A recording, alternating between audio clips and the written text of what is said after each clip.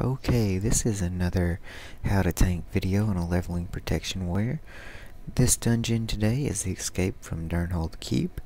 This is where you get to escort Thrall from, he's in prison. You get to escort him out of prison and try to save, I forget what her name is, Thrall's little girlfriend. But anyway, this is the first of the Caverns of Time dungeons. These are pretty neat dungeons if you enjoy the lore. They're really long. I would only want to run them once, but they are worth seeing. Blizzard put a lot of effort into these things.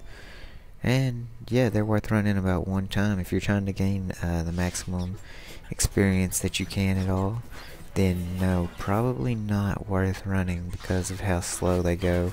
Because they try to explain a little more lore than just your normal dungeons do.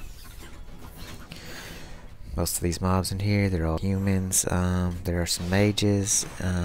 There's hunters who can scatter shot you, or your healers. But as far as any other types of trash go, it's really simple trash pulls, charger, and thunderclap. If you get scatter shotted, you should already have enough aggro to keep it. After you clear that, you're going to want to come over here to this little spectator pit and jump in here, because if you try to go down the stairs, you're going to get a lot of aggro coming down the stairs. As you can see, what's going to happen here, one of the mobs actually aggroes to the hunter who was up on top of there. Just gather them all up with heroic throw, taunt, stack them up, tank them just like you would any other AoE pack.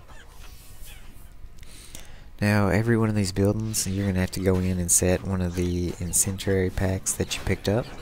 At the start of this dungeon, you pick it up from the gnome before you fly on the dragon over here. Now, someone in your group has to go in there and set the bombs. I don't do that because I allow the DPS go in there and do that so that I can continue tanking, try to make this run go as fast as possible. But this run is not going to be fast. There's no way to do this fast.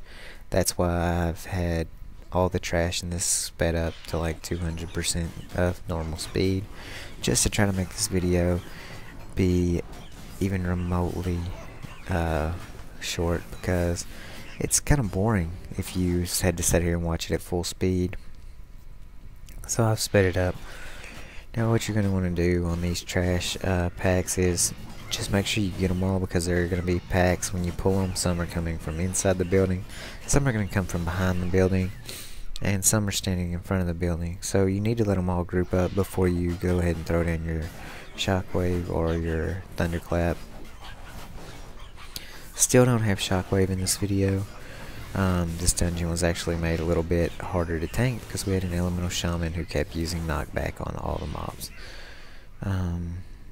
I guess he was trying to do more AoE damage, but he really didn't do anything but spread them farther apart so that it's harder for everyone to do damage to them. And coming up here, after you set all the bombs on fire, or after you set all the bombs, they blow up and it sets all these houses on fire. The first boss comes down here. It is Lieutenant Drake.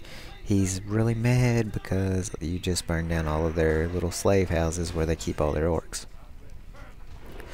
Now you're going to go ahead and charge in on him. He doesn't really do anything. He Blade Storm, so just keep him away from the group. Right there's the Blade Storm. He's going to actually throw a fear too. He's mainly like a warrior boss. He drops some nice boots that you should pick up if you are missing gear in that spot. Right there's the fear. You can either Berserker Rage that, or if you're human, you can just use every man for himself. Go ahead and loot those boots. Now after you kill him, you're going to want to go up to the actual keep. Go back up the stairs. There's a couple of trash pulls inside the keep. Again, it's just the same groups of trash mobs. Just watch out for the scatter shot. If your healer gets scatter shotted, you may want to blow a cooldown just to keep yourself alive, but it shouldn't be an issue. Now in here, there's actually a lot of mobs in here. The only ones you have to pull are these inside this room, because you just need to get downstairs. You don't need to go upstairs. You don't need to go in the side rooms. Just go ahead, pull those guys, and head downstairs.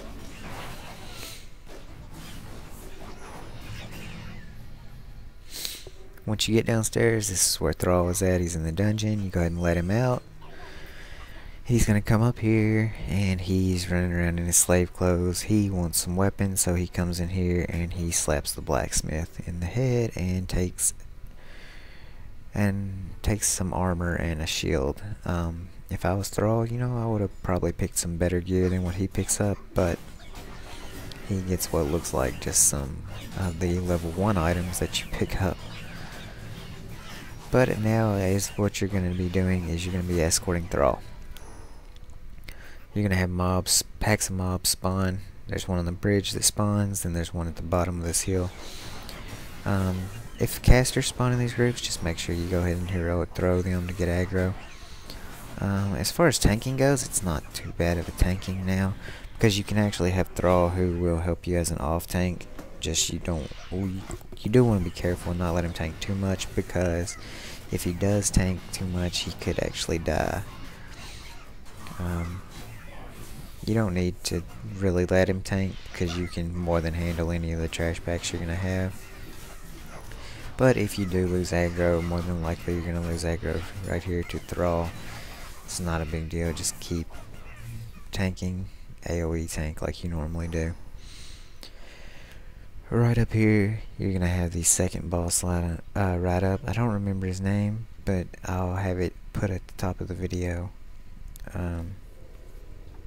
This guy is like a paladin. He also has 2 ads, one of which is a healer, so he's going to heal. One of these ads is going to heal. The best way to do this is just to kill the 2 ads and then take him down, because if you don't, they're just going to heal him up. So just have your DPS go ahead and take out the 2 ads and just focus on tanking the boss. They go down pretty quick as long as someone's interrupting his heals, because he will try to heal the ads in this group.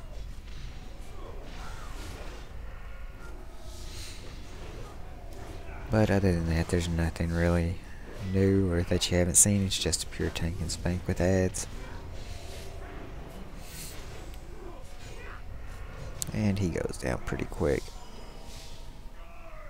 Now after this fight is over, you're going to need to talk to Thrall. And when you do, he's going to get on this guy's mount. And it's actually only a 60% mount. He goes really slow.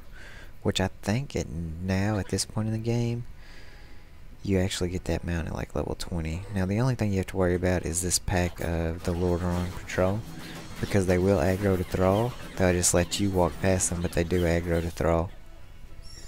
So just go ahead and take them out. Once you take them out, you can just ride away ahead of Thrall and not have to really wait on his slow mount.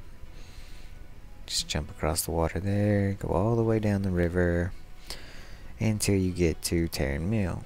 When you get to Terran Mill, you'll need to wait right here before you actually go into the town, because Thrall is going to stop right here. And if you actually go ahead and go into the town, Thrall will just wait outside until someone talks to him. Right here, I do have a bit of a lag spike. Not sure what happened here, but it was a really long lag spike, and luckily it went away before we had any actual mobs to tank.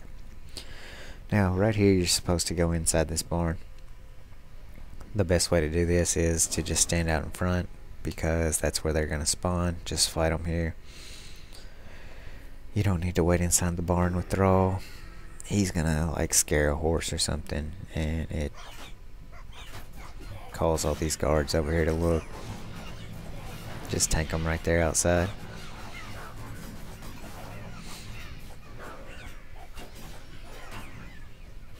This is kind of a really simple dungeon, but it does have some pretty good lore. If you were interested in any of that, you can run this. And an interesting note is that if you come in here as Horde, it will actually make you all look human. So that's something new. If you are Horde and you're tired of your casting animations, when you come in here, you will actually get the human casting animations. One thing I did notice is that it does not make the Wargren, who supposedly, according to the lore, were not actually around at the time that this is taking place. It doesn't make them look human, so I guess these guys don't have a problem just seeing werewolves running around. But that's just a lore issue that came up. this right here, Thrall's going to talk to this chicken here. Whenever he does, you just need to talk to him one more time, and the guy will spawn outside. It's the last boss. When he does spawn, he is it's a Twilight Dragon. I'm not sure what his name is, but I'll put it in the video. He's gonna come out here and he's gonna be like, yeah, look, you can't do this, we're gonna kill Thrall.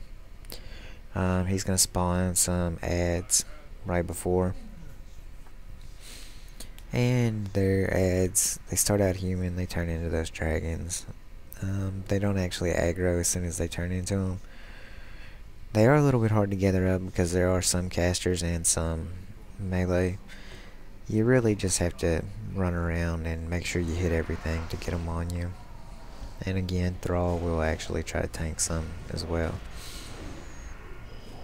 Again, I don't suggest you let Thrall tank, but if he does, it's not a big deal. He shouldn't die. Now, as soon as you finish off the pack that is spawned in front of you, there's going to be a pack that's going to spawn to your right. No, it's your left, depending on which way you're looking. If you're looking at the boss, it's going to be to your left.